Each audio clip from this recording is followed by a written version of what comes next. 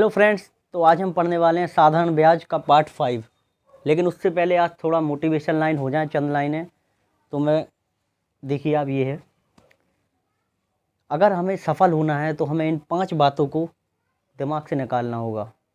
मुझसे नहीं होगा, लोग क्या कहेंगे, मेरा मूड नहीं है, मेरी तो किस्मत ख़राब है, या मेरे पास समय नहीं है। अगर हमने इन 5 बातों को दिमाग से निकाल कर कचड़े के डिब्बे में डाल दिया तो हम सफल हो सकते हैं। चलिए हम अपने क्वेश्चन पर आते हैं। साधारण ब्याज के प्रश्नों में अगर दिया हो ब्याजों का अंतर या फिर योग दिया हो तो वो प्रश्न कैसे बनेंगे, चलिए अब करते हैं। हम एग्जाम्पल के लिए पहले एक लेते हैं। कंप्यूटर महोदय जी, एग्जाम्पल के लिए प्रश्न लगाइए। निवेदन है आपसे, लगा दीजिए सर। तो चलिए हम देखते हैं हमारा एग्जाम्पल। किसी धन के 7 वर्ष और 10 वर्ष के साधारण ब्याज का अंतर। तो हमें दिया है किसी धन के 7 वर्ष, T1 दिया है हमारा 7 वर्ष, T2 दिया है हमारा 10 वर्ष। किसी धन के 7 वर्ष बाद और 10 वर्ष के साधारण ब्याज का अंतर, जो ब्याजों का अंतर दिया हुआ है, डिफरेंस, वो हमारा दिया हुआ है 150 रुपये।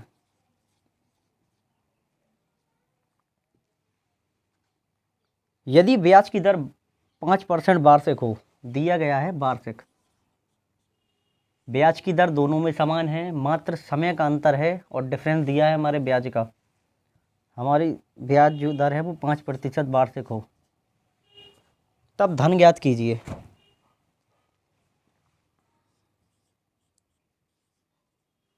तो चलिए डिफरेंस निकाल लेते हैं।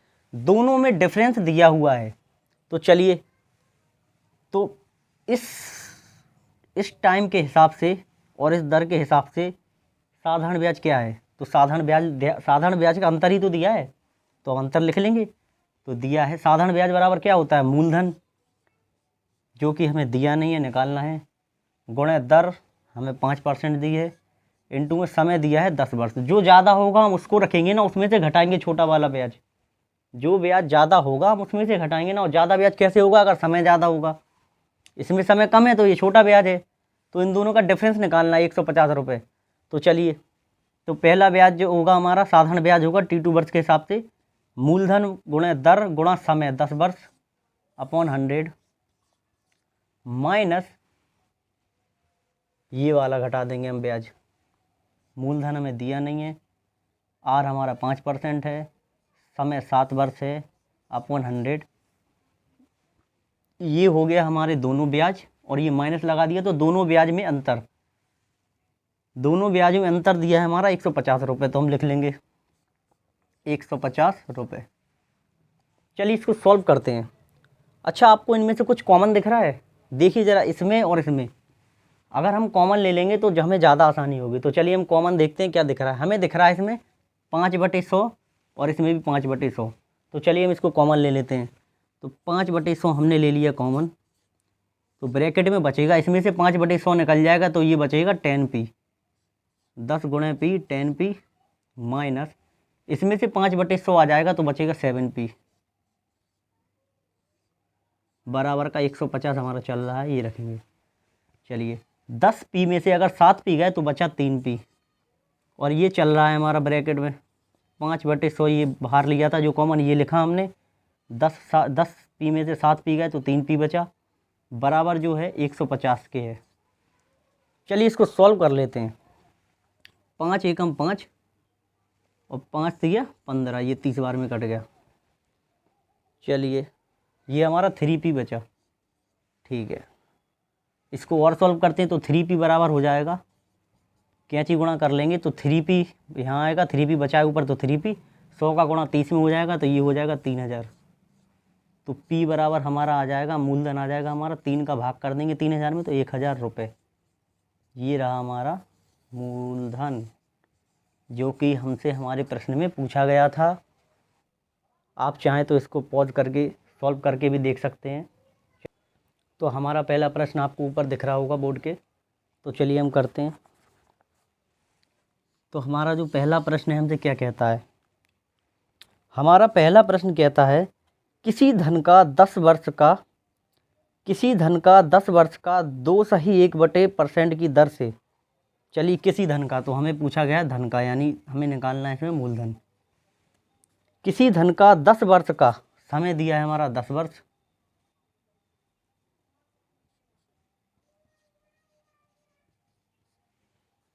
दो सही 1/2% की दर से, दर दी है हमें 2.1/2% की दर से साधारण ब्याज उसी ही धन पर 6 वर्ष के लिए, ये हो गया हमारा T1, अगर दूसरा समय दिया है तो ये T1 हो जाएगा, और T2 दिया है हमारा 6 वर्ष। फिर से पढ़ लेते हैं, क्वेश्चन समझ में आता जाएगा, जैसा जैसा क्वेश्चन में आता जा रहा है वैसा लिखते जा रहे हैं। किसी धन का 10 वर्ष का 2.1/2% की दर से साधारण ब्याज उसी ही धन पर 6 वर्ष के लिए 3.2% की दर से, चलिए ठीक है, ये हमारा हो गया R1। जब पहली दर दूसरी दर दी है तो ये R1 हो गया, दूसरी दर दी है हमारी R2। 3.1/2% की दर से, 3.1/2% की दर से साधारण ब्याज 260 रुपये है, तो साधारण ब्याज दिया है हमारा SI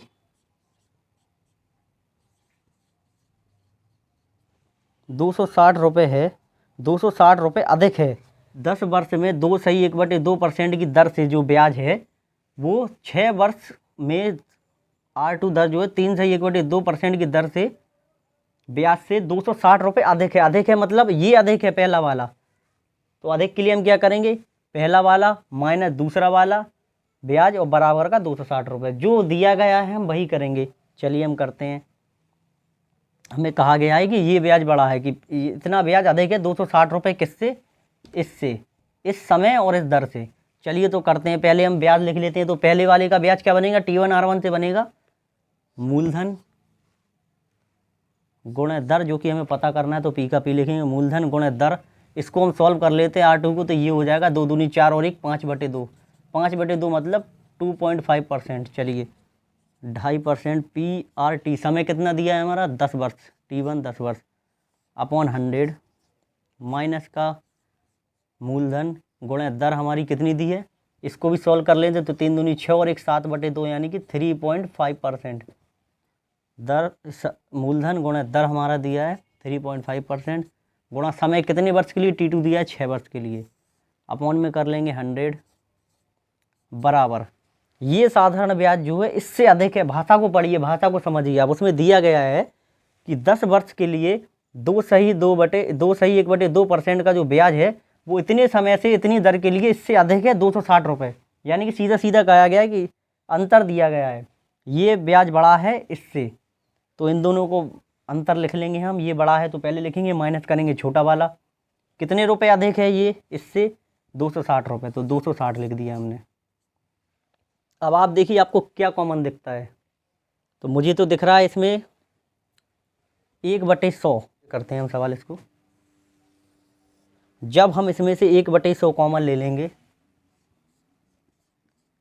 तो इसमें क्या बचेगा, इसमें से 1/100 कॉमन आ जाएगा, तो इसमें बचेगा P गुणे 2.5 गुणे 10, ये बचा मूलधन गुणे 2.5 गुणे 10 माइनस का, इसमें से 1/100 ले लेंगे तो बचेगा P गुणे 3.5 गुणे 6, P गुणे 3.5 गुणे 6, और 100 हमने कॉमन ले लिया दोनों में से, तो बाहर आ जाएगा, और बराबर का दिया है हमारा 260, तो हमने 260 का 260 लिखा।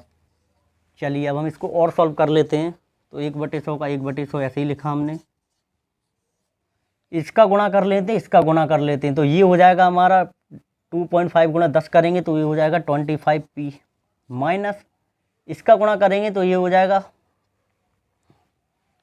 6 पंचे 30 का 0, यहाँ से लाए 3, 6 3 18 और 3 21, और ये पॉइंट हो जाएगा 21P 21P बराबर का 260। ठीक है, 1/100 हमने ऐसे ही लिखा, गुणा करा, 25P में से 21P जाएगा, बटेगा 4P बराबर का 260। चलिए इसको अब काट लेते हैं, कैंची गुणा कर लेंगे, तो ये हो जाएगा 4p बराबर 100 उधर हो जाएगा तो 26000। इसको सॉल्व करेंगे, 4 का इसमें डिवाइड हो जाएगा तो यहाँ बचेगा p। तो p बराबर हमारा मूलधन बराबर आ जाएगा, 4 का भाग कर देंगे इसमें, 4 पंचे 20, 4 छंग 24, 4 पंचे 20 और 00, ये आ जाएगा हमारा 6500 रुपये। ये हमारा रहा मूलधन, ये हमारा आंसर। आप चाहें तो दोबारा इसको रिपीट करके देख सकते हैं अगर आपको समझ में ना आया हो तो। दर हमारी दी है 11%, हमारा समय t1 दिया गया है इस धन के 3/1/2। t1 हमारा दिया 3/1/2 वर्ष, इसको कन्वर्ट करेंगे तो 3.5 वर्ष। ठीक है, और आगे करते हैं। t2 हमारा दिया गया है 4/1/2 वर्ष,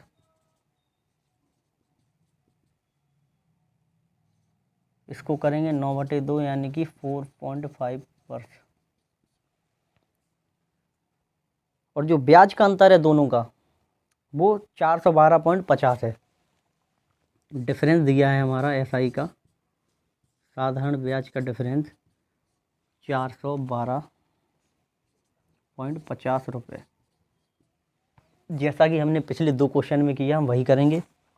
हमें ब्याज का अंतर दिया गया है तो बड़े ब्याज में से जो है हम छोटा ब्याज घटा देंगे। बड़ा ब्याज हमारा क्या होगा, जो दर है हमारी वो सेम है, इसमें R1 R2 नहीं है, एक ही दर दी गई है, समान है दर दोनों पे, बस समय अलग अलग है। तो हमें निकालना है इसको हम बना लेते हैं, चलिए फॉर्मूले को। तो जो हमारा ब्याज है बड़ा वाला ब्याज वो लिखेंगे। बड़ा वाला ब्याज कौन सा होगा, देखिए ये होगा, जो ज़्यादा समय के लिए ये बड़ा ब्याज होगा, जो कम समय के लिए वो कम ब्याज होगा, और दोनों का अंतर जो है इतना है। तो बड़ा ब्याज हम पहले लिखेंगे। तो हमें मूलधन इसका जो है निकालना है, इसमें पूछा गया है मूलधन। ठीक है, चलिए तो हम करते हैं इसको। तो बड़े ब्याज में से छोटा ब्याज घटाएंगे। बड़ा ब्याज हमारा क्या बनेगा, मूलधन गुणे दर, बड़ी 11% दर है, इनटू में 4.5 समय है, अपॉन 100, माइनस का मूलधन हमें निकालना है, दर हमारी सेम है 3.5 वर्ष समय है, अपॉन में 100 है, बराबर के समान है 412.50। चलिए इसको सॉल्व कर लेते हैं। अब इसमें आपको दिख रहा है कुछ अंतर, कुछ कॉमन जो आपको निकल रहा हो बाहर। मुझे तो दिख रहा है 11/100, 11/100। चलिए निकाल लेते हैं। 11/100 बाहर आ जाएगा, अंदर रह जाएगा p गुणे 4.5, तो ये हो जाएगा 4.5p माइनस का 3.5p, 4.5p माइनस का 3.5p बराबर का 412.50। चलिए इसको आगे कर लेते हैं सॉल्व। ये 11/100 का 11/100 गुणा में क्या बचेगा हमारा, 4.5p में से 3.5p जाएगा तो बचेगा 1p। कितना बचेगा, 1p। तो 1p का सीधा हम p लिख देंगे, लिखने की जरूरत नहीं है। 1 बराबर 412.50। चलिए इसको थोड़ा अच्छे से लिख लेते हैं ढंग से। तो ये हो जाएगा 11p गुणा कर लेंगे बटे 100 बराबर का ये हो जाएगा 412.50। अब दशमलव जब हम हटा देंगे तो नीचे जो है 2 जीरो बढ़ जाएंगे। जितने दशमलव बाद हम ऊपर से हटाते हैं उतने अंक बाद, जितने अंक बाद हम दशमलव हटाते हैं ऊपर से उतने ही अंक इसमें जीरो लग जाते हैं। तो हमने 100 कर दिया, 2 अंक बाद हटाया तो नीचे 100 आ जाएगा। अब 100 से 100 काट देंगे, इसको कर लेते हैं 11p बराबर 412.50, 3750 रुपये। ये रहा हमारा मूलधन और यही है हमारा आंसर। आप चाहें तो वीडियो पॉज करके इसको नोट कर सकते हैं। तो हमारा तीसरा प्रश्न हमसे क्या कहता है, देखते हैं। किसी धन के 6% वार्षिक ब्याज दर से 3 वर्ष के ब्याज और 6 वर्ष के ब्याज का योग दिया है 270 है। चलिए ठीक है, कोई दिक्कत नहीं है। किसी धन के 6% वार्षिक ब्याज दर से 3 वर्ष के ब्याज और 6 वर्ष के ब्याज का योग, हमें दर समान दी है 6%।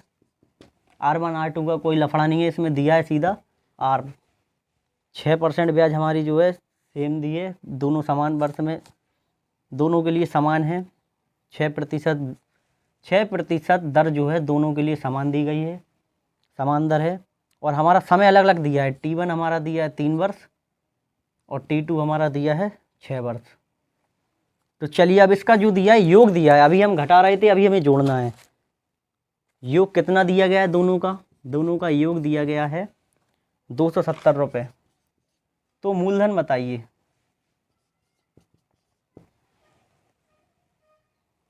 चलिए अभी हमने अंतर से किया था, अब हम योग से करेंगे। अंतर के लिए हमने घटाया था, योग के लिए हम दोनों को जोड़ देंगे। अब इसमें देखने की ज़रूरत नहीं है कि किसको आगे रखना है किसको पीछे रखना है, नहीं, दोनों को जोड़ दो, कोई दिक्कत नहीं है कहीं से भी।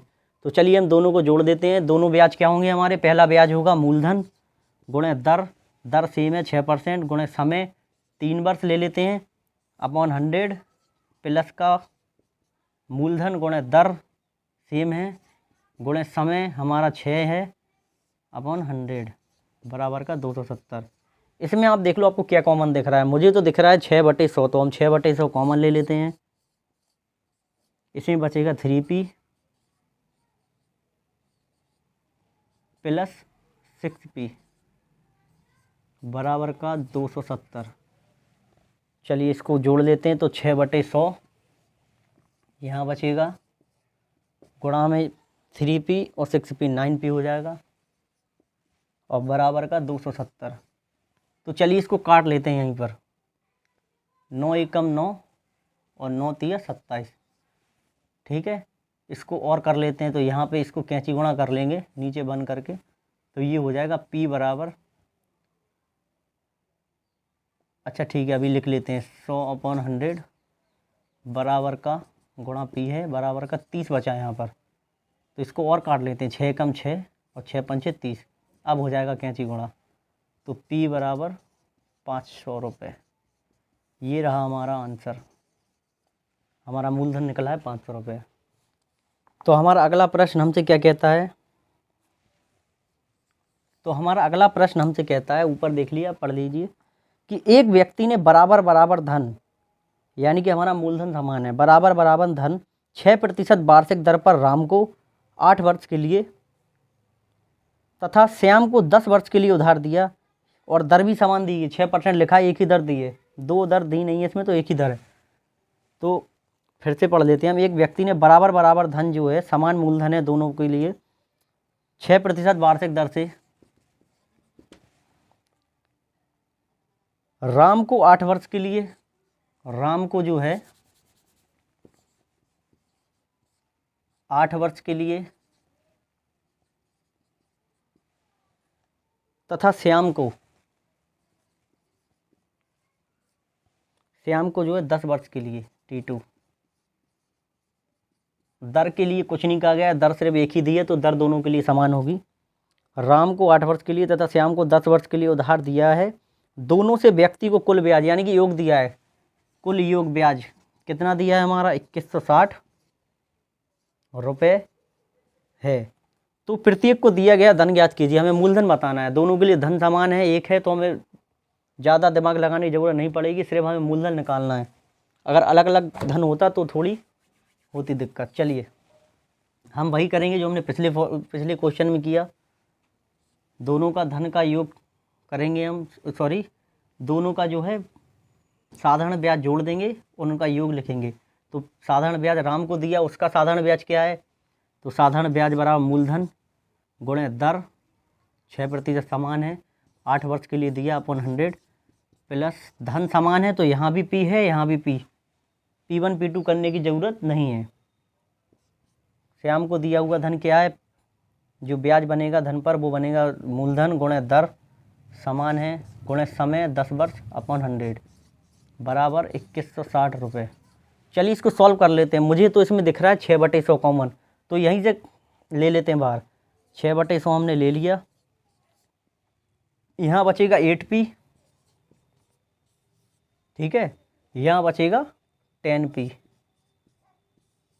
तो 8p और ये जोड़ा जाएगा, बीच में जोड़ का निशान है ना योग का, तो 8p और 10p 18p हो जाएगा गुणे 18p बराबर का 2160। चलिए इसको सॉल्व कर लेते हैं यहीं पर। तो ये कट रहा है हमारा, 3 से काटेंगे तो 3×6 18, इसको काटेंगे तो 3×7 21 और 3×2 6। इसको और काट लेते हैं। 6 एकम 6, 6 एकम 6, 6 दूनी 12, 120 में कटा। इसको और काट लेते हैं।